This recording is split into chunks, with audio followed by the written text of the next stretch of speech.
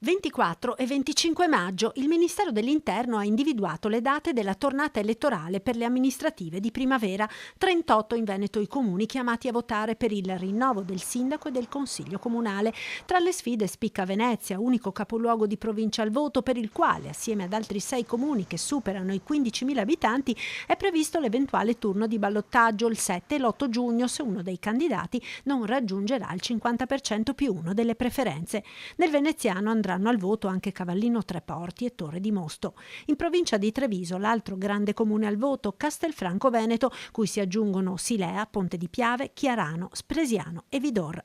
In provincia di Padova al voto il maggior numero di comuni, 11, sono Albignasego e Monselice, che potrebbero andare al secondo turno, e poi Anguillara Veneta, Bovolenta, Campodarsego, Carmignano di Brenta, Casale di Scodosia, Castelbaldo, Due Carrare, Pernumia, Sant'Angelo di Piove di Sacco.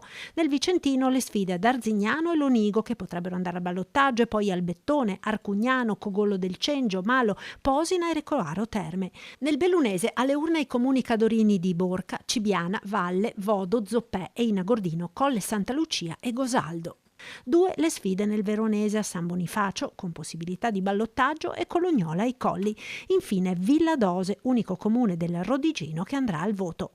Quella del 2026 sarà una primavera densa di appuntamenti elettorali, oltre alle amministrative. Si voterà infatti per il referendum sulla giustizia il 22 e 23 marzo e negli stessi giorni i cittadini dei collegi uninominale 1 di Rovigo e uninominale di Selvazzano Dentro dovranno mettere nell'urna anche la scheda per eleggere i 2 deputati che andranno a prendere il posto di Alberto Stefani, eletto presidente della regione, e Massimo Bitonci, nominato assessore nella giunta regionale.